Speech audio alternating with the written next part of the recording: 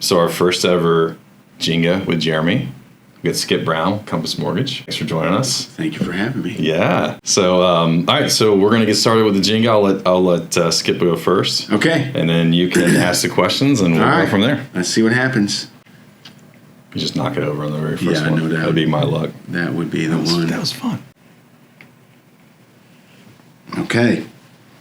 Question is, how do you keep up with evolving market demands? Oh, That's a good question. I think there's a lot of things that we look at. We obviously there's newsletters, there's information from carriers that we get, just talking to individuals and trying to keep up with it. But it does change a lot, as I'm sure yours does too. Mm-hmm. And probably, social media, looking at all those avenues and trying to keep up with all the changing stuff is challenging. And it changes a lot faster, I feel like, now than it used to. For sure. So, how about yours? About the same? Oh, well, there's never a dull moment. After almost 22 years of doing this, you see highs and you see lows, change of guidelines, change of rates, change of market conditions, different areas. It's hard to keep up, but you have to, just so that you can best inform your clients on what's going on and what's a good idea, what's a bad idea, etc. Yeah.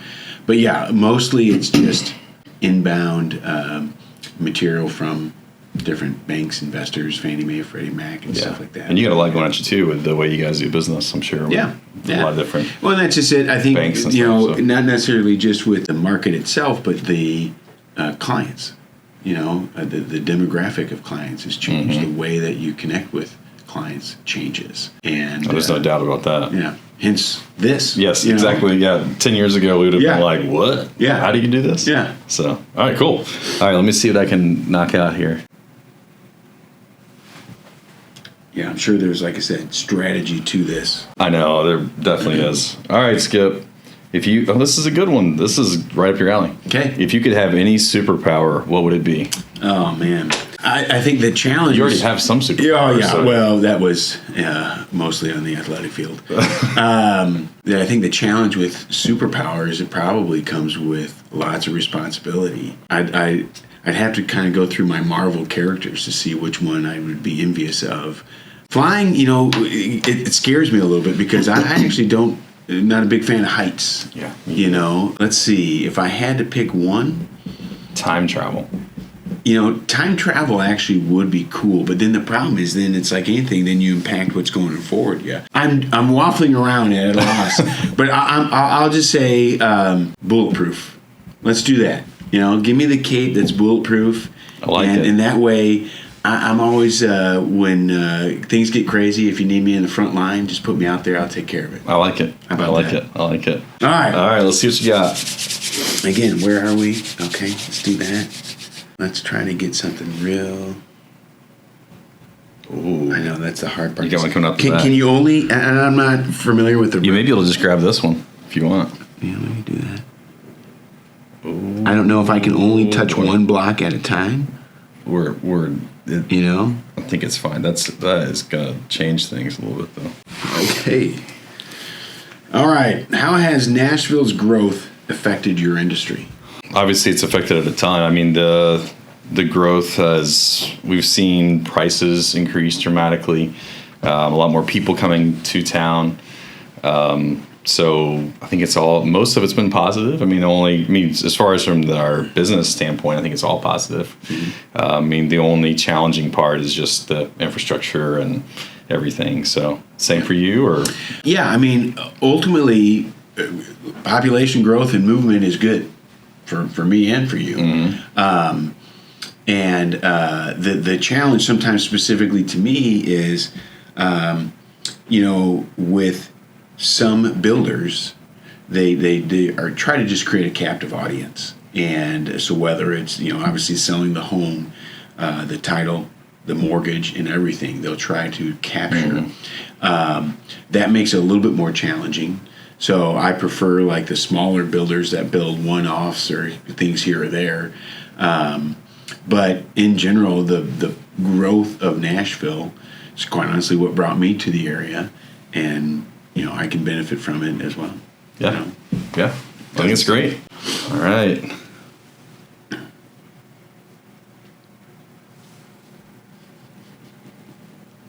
Like I said, I want to say the rules are you can't like stabilize You can't adjust it. one. I know. I want to move that over right now. All right.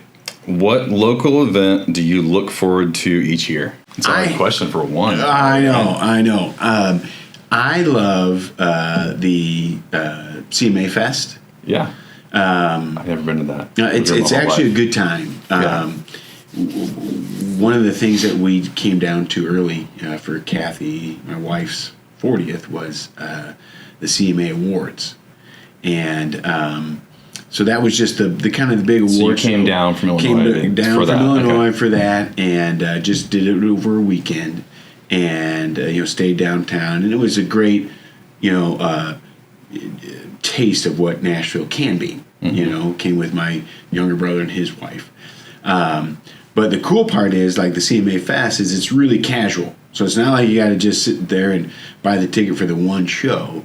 You get bands that kind of come in and out. You can kind of come and go as you please, and you get good concerts. Is it per day, or do you do it? You can do different things. So you can buy a week pass. You can buy a day pass. You can do this specific kind of venue or concert. So I look forward to that, just because, again, as opposed to I don't know when is it? It's summer. Okay. It's like I want to say it's June. I'm almost sure that it's June.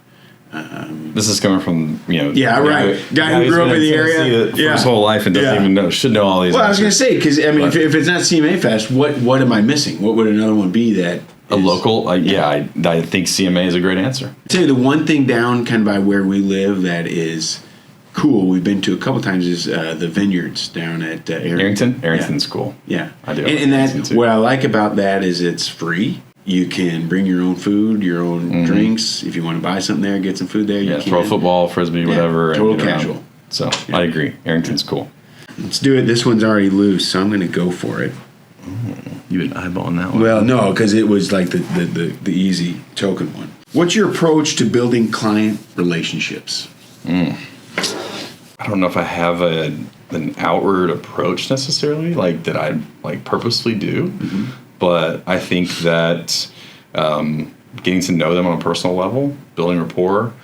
Over the last year or so, we've been doing insurance reviews, and those have been a lot of fun for me because I actually slowed down and ask more personal questions about, my clients' kids and what their jobs are. And so, I think the approach would be to try to get to know them as well as possible and realize that they're people just like me and you. And, I think if you get to that point, you like them more, you understand them more, you want to help them more. I know you're really close with your clients, so I'm sure, is there something that you say for yours? Just that. I think the way that I've always looked at it is my business works a lot better when we're friends first and clients second. Yeah. I think that the challenge when you look at it the other way is it becomes so transactional.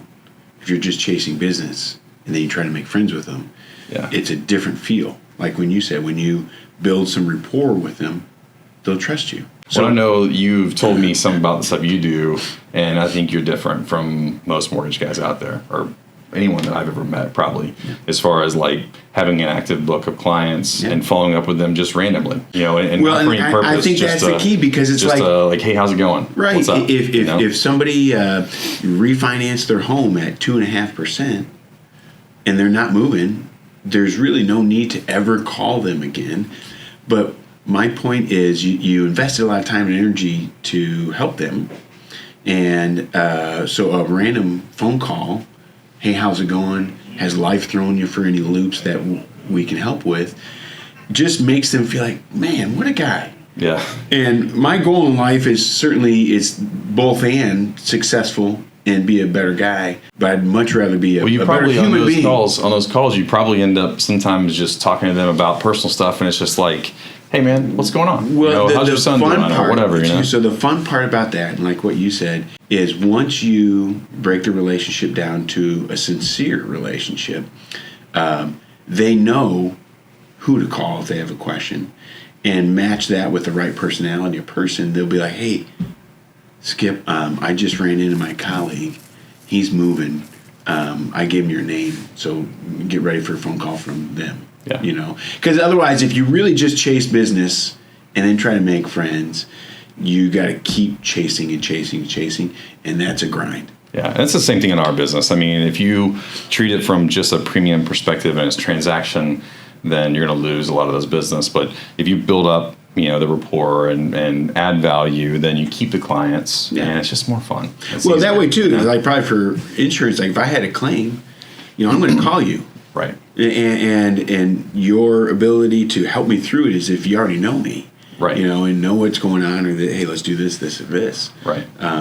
You know, for me, how I feel with you, it's like if I had a new car or a new home, I would say, hey, Jeremy, if this was your home, what coverage do you have? Mm-hmm. That's what I want. Right. Because I'm sure there's lots of options, but I don't know this world. Right. So I just trust you. So what would it be? Yeah. That's what I think we're looking for in our clients is like, hey, Skip, I bought a home. What do I need to do? Where do I need to sign? Right. Once you get to that level, it's easy because they know that you care. Right. You know, they know that you're going to do right by them. Right. All right. My turn, huh? Yeah, you got to start being careful. I know.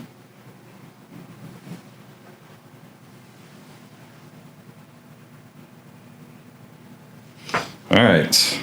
This is another one that probably I should be getting, but you probably will have a better answer. Mm-hmm. What's a hidden gem in Nashville that you love?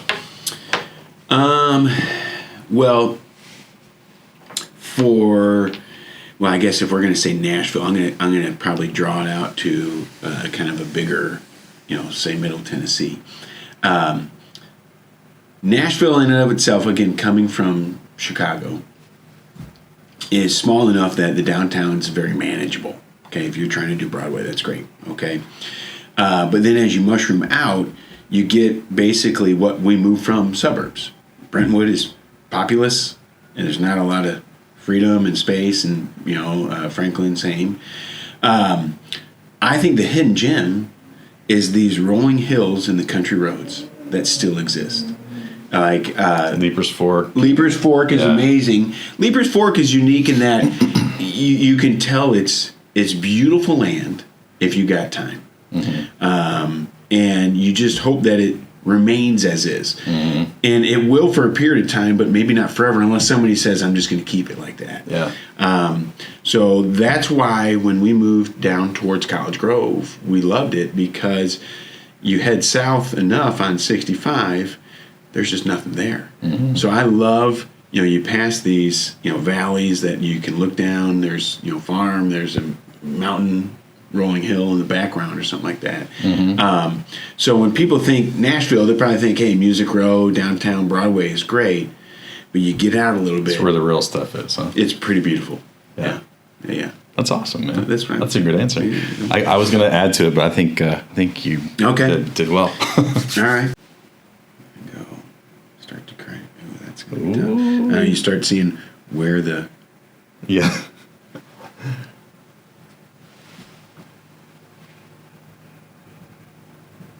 By the way, as I'm realizing it, I think aren't we supposed to replace these blocks on the top?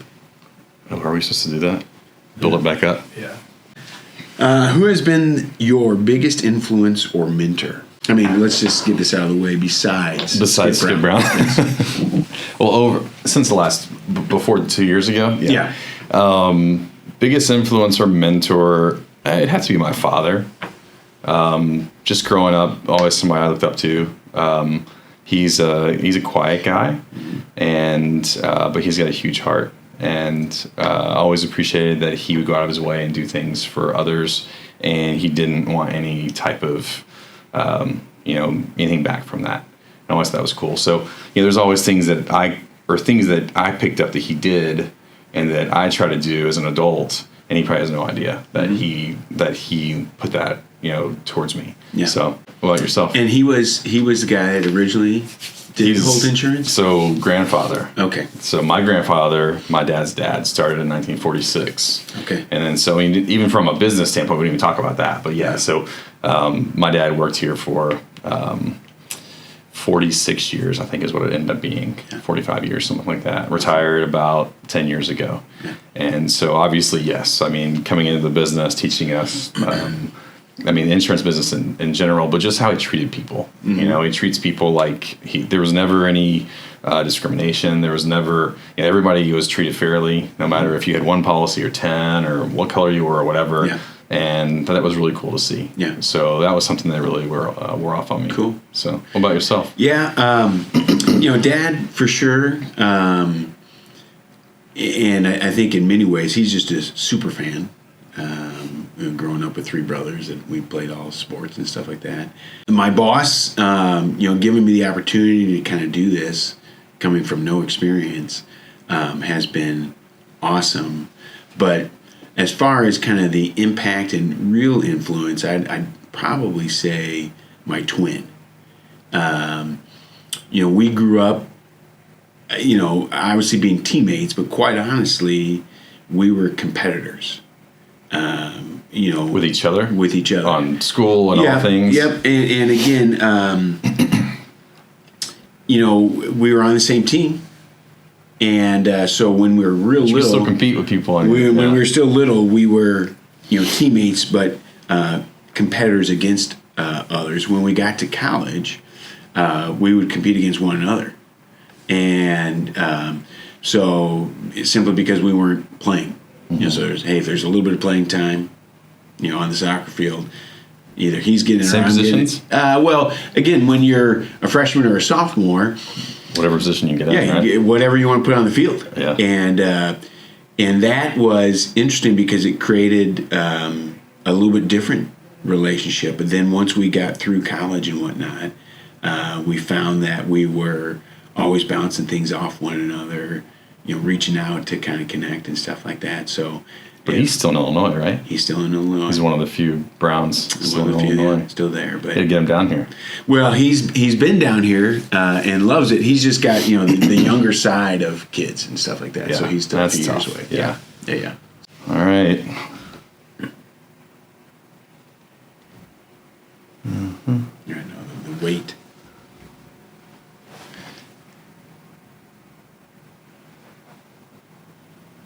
All right, let's see what we got. What's a new skill or area you want to explore? Since we're in our neighborhood, pickleball is the world that is a new language for people. And you played it before, though, right? I played it, but not like... Some of these guys? Yeah. So like I know what it is. Does Kathy play it? Kathy plays. Okay. But it's something I'd love to be intentional. In other words, it's been a recreational hobby, but I'd love to actually play it. Mm-hmm. Simply because the soccer field is a dangerous place at this point. Yes, I agree with that. The golf course. You're born with so much skill on the golf course, and pickleball would be one that you could probably hone in on your craft a little bit. So that would be the one that I'd try to pursue. Might be fishing. I don't want to go fishing. I mean, I can fish, but I'm not good at it. Yeah. It's like anybody can put something on a hook and throw it. Well, what are you going to do then? That's why I'm going to go fishing. Okay.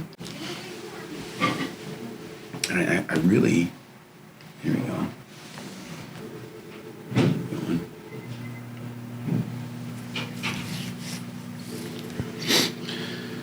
Biggest challenge in your industry today? Oh. In the insurance industry right now, it is just keeping the business. Clients? Insurance, keeping the clients. Yeah. Yes, just because insurance premiums have gone up drastically this year. I've been in the business for almost 20 years, and this has been the toughest year we've had by far. And just with clients saying, "Hey, my premium went up, so I'm going to go somewhere else." Yeah, well, it's all driven from the insurance companies having changes, and then that causes the clients to react to it. So, I mean, the changes are, insurance rate increases, underwriting is tightening guidelines, they're non-renewing policies, and this is all driven. I mean, it all makes sense. It's all because the insurance companies have lost a lot of money in the last couple of years, and so they have to change something. They paid out more claims than they expected, and it's all from the economic turns that have happened with the cost to repair and rebuild has gone up so much. And so you have a fender bender, and before it might be $3,000, now it's $12,000. Or they're totaling out cars that are like, you're like, you gotta be kidding me. It can't be a total loss. So that's been a challenge for us this year, is having people understand why it's going up. It doesn't seem fair, which we feel the same way, but trying to explain to them, here's what's going on. So let me ask you this. Yeah. Consumer. Yeah. I get my policy. Last year I paid X. This year it's X plus something. Mm-hmm. So you're like, well, I'd like to pay X, not the plus. Mm-hmm. Why would they cause them to move insurance carriers or companies? Hey, Jeremy, you've been great for the last 3 years, but I'm going to go online, click, and I just found something that's $500 cheaper. Yeah, I mean, the thing is, like, you can go online and find something cheaper. Totally. But then are you comparing the same coverages and the same limits and the same deductibles? So let me ask you this, and keep going in that, is that, because you have to understand that you could find whatever you're looking for premium-wise at right. Do clients just essentially send in a breakup email, or are there questions that you get? Usually it's questions. It's usually we're going to get an email saying, hey, why did it go up so much? Mm-hmm. And then we explain to them, like, hey, it's happening to everybody right now. And some people, and honestly, right now it's really hard to shop the insurance. Like, we usually, being independent, we'd have a lot of different options. We can shop it around, find something better. But right now, probably 1 out of 10 remarkets is successful.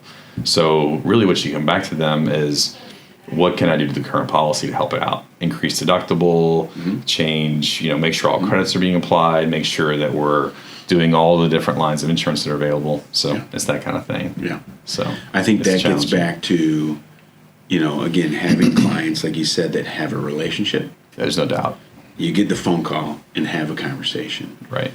Because if you chase those business, it's probably more likely just a breakup email. There's no doubt. Your policy just canceled. Yeah, if you don't have that relationship. And then a phone call or an email going out to them are returned. Yeah. Yeah. There's no doubt. Yeah. So, yep. Yeah. All right. Is it me? Yeah. It is me, isn't it? Good luck. Yeah, no, they need. Is that going to do it? No, you're good. I think it's. All right. What's a book that significantly impacted you? Oh. We haven't had any industry questions for years. You've been all personal stuff, which I love. This is all good. Well, the biggest, and you can call it a book, would just be the Bible. But for me specifically, I have more recently dug into Ecclesiastes. Okay, people are like, "Oh yeah, that sounds familiar," and it's a book that Solomon wrote, King David's son, who asked the Lord for wisdom as his blessing. And so he's the wisest man that lived at the time. And what's amazing to me as I've gotten older, as I've done this for longer, he ends up becoming very wise, and his conclusion, it was meaningless. He becomes very wealthy as the king of Israel. And his conclusion after chasing wealth was, it was all meaningless. He had lots of wives. That conclusion, meaningless. And his conclusion is, it was all meaningless. Meaningless. And the conclusion that he came to as his father, David, was dying. And he said, hey, Solomon, kingdom's yours. I just want you to fear God and obey his commands. So Solomon, as he goes through this life's journey and realizes what's important to him, his conclusion, fear God and obey his commands. Because I think, as we do business, you think, I got to grow. I got to do this. As we have kids and family, it gives us perspective. As we have friends that go through life, divorce, death, sickness, cancer, whatever, it gives us perspective. And I think that's what he was drawing from, or what I kind of look at it is like, you know what? We do all these things, but when push comes to shove, there's really very few important things. Mm-hmm. If you said, hey, Skip, healthy family and kids and healthy relationships that they go through, or the most successful mortgage lender ever, it's a no-brainer. Right. And so that's been impactful for me, probably more specifically this last year, especially as the market has changed. And I sometimes wonder, is that just a justification for the market being so bad that I can now put my emphasis on these things? But I think in reality, that's the thing. Yeah. You know? That's good. So is it something that you have been reading or something I've read it before, but I kind of read it with a new perspective. Okay. You know, because you can always kind of, the meaningless, which is repeated many, many times in that book, is something I would have known, but the reasons why and the connection to his dad, David, in that book and stuff just kind of hit me new this year. Nice. And again, I'm not a big reader, so this was good. Yeah. Yeah. Yeah, I guess if we put them back on top, it would have been harder, huh? It would be.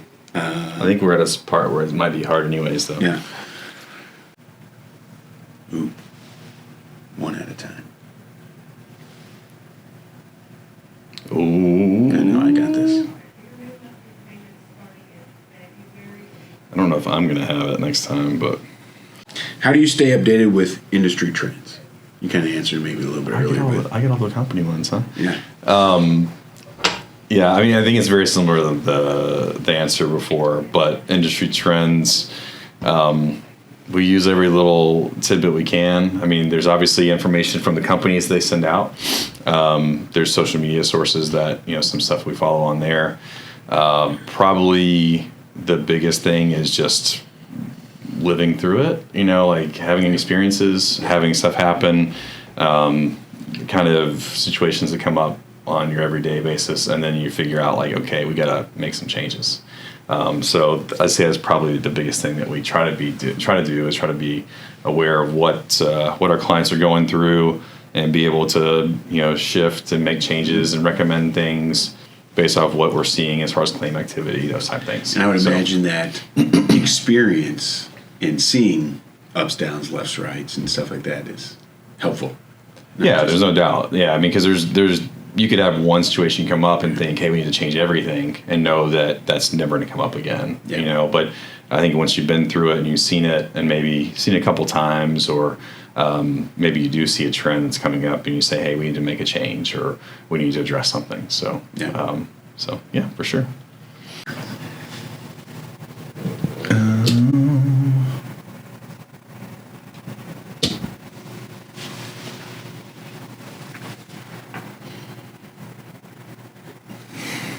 All right, here we go. It's a business question. Okay. What's one piece of advice you give to someone starting in your field? Yeah. I actually do, when we do hire a new loan officer, we kind of take them through some training, and I get a session with each one of them. So it's kind of like, first off, I congratulate them on taking on the challenge.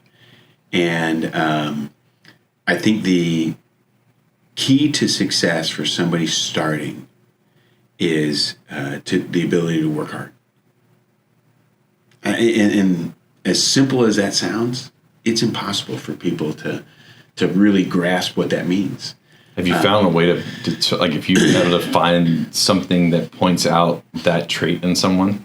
I think so. Okay. And being a little bit different in that, I don't really care what your resume says. In fact, I will freely admit I'm no HR guru. But I like, people that have competed. Give me an athlete, in whatever sort of athletic arena. You've won, you've lost. You loved your teammate, you hated your teammate. You loved your coach, you hated your coach. Okay? And don't give me the guy that just assumes that they should start. Give me the guy that says, I'm going to earn my starting position. And the hard part is that's really, really challenging in the environment that we are right now. Yeah. Again, this is, you look at kids that transfer. I didn't like my circumstances, so I'm going to go over here because it'll just come natural or easy to me. As opposed to saying, somehow or another, the coach thought that this person was better than me. Well, I'm going to show that I'm better than them. Mm-hmm. Right? somewhere along the last 10 or 20 years that changed. So as young people, if you work hard, show up, make your calls, put in your effort, it will happen. Because eventually you're going to show people that you want to help them. If I gave you a lead and you shot them a casual text one time and hope that converted to a client, you're kidding yourself. If you posted a video one time on something and you just thought that you were going to get thousands of leads, you're kidding yourself. So it's the persistence to be able to say, hey, listen, I'd like to help you. I got your name from, and if you got a voicemail, that you put it down 2 days from now to shoot them a text or pursue. Because that's the challenge, is no answer means you don't know. And most people give up before it's a yes or no. So just the hard work, I think, is what people need to have. And that's where I like, again, people that are willing to put in that work. Don't give me the guy that's naturally gifted. Right. Give me the guy that, Michael Jordan got cut from his varsity team as a sophomore, and you see where that got him. That's what you're looking for me. So, got it. Anyway, cool. Yeah, I don't know even where I'm going to try to begin here. I could easily just slide one off the top, but that's no fun. These guys have 3. So what's that there? That's not. Let's go. Oh, there's no way. That's gonna fall. Oh, that would be awesome. Okay, I'm gonna go this way. I don't know if I can even touch it after this. All right. How does Nashville's culture influence your work?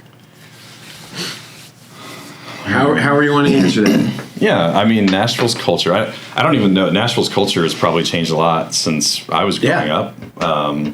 I do think it's a good energy to it. I mean, I think Nashville is there's a lot happening in just. Let me ask you this, as kind of being an outsider, then. Yeah. Nashville's culture. You grew up here. Yeah. Okay, like in high school, versus now. Is it just because the population's got to be so much greater, and quite honestly, it's not from Tennessee population. Is that true? Yeah, I mean, yeah. So, most of the growth is from outsiders, and people, when we say we're born and raised here, they always say you're a unicorn or whatever.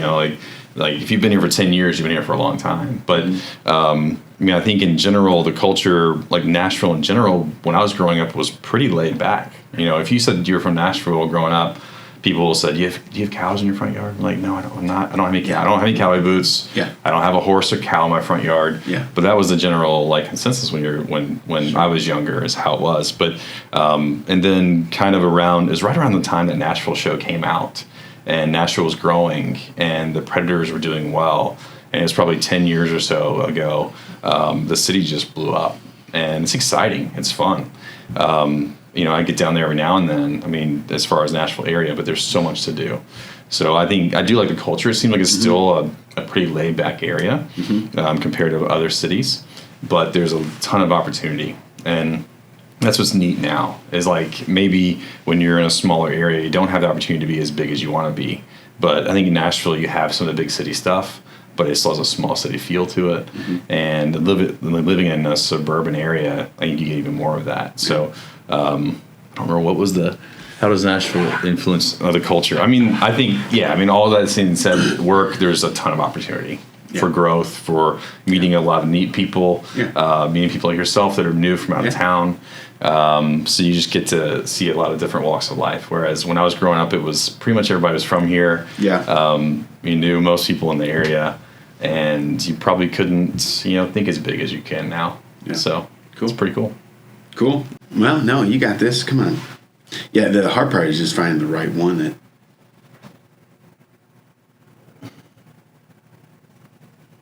Never lost Jenga on video before. What's a common misconception about your profession?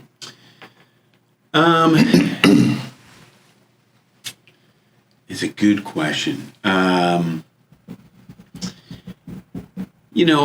think In general, I think people think like, because I've been doing this for 22 years, that somehow or another you're taking advantage of them. That somehow or another I make the rate what it is. I make the cost of the transaction what it is, and that's me. So what gets frustrating is when people almost, I don't know what the best way to say it, talk to you as if that's the case. Right. Again, going back to what we said, it is a lot of fun to work with your friends and feel like you get to help someone through it. When someone says, hey, what's your rate?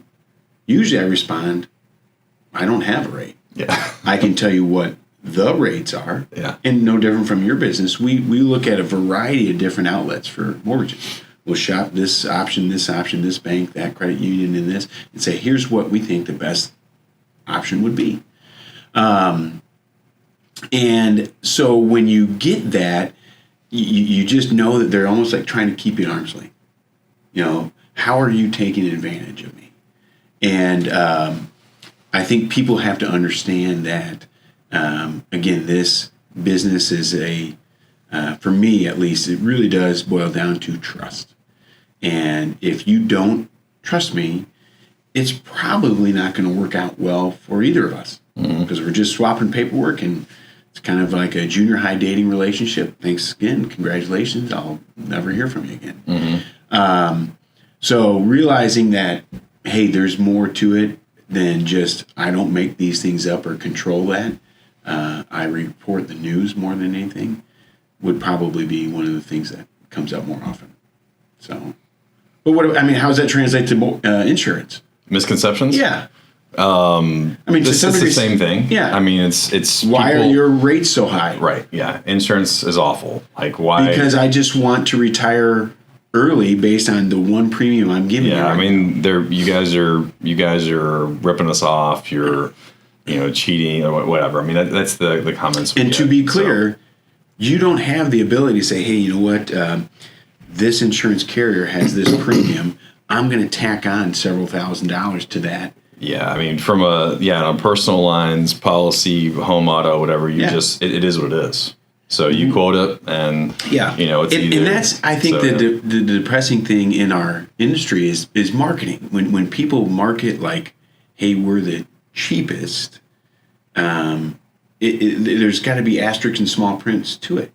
It's insurance.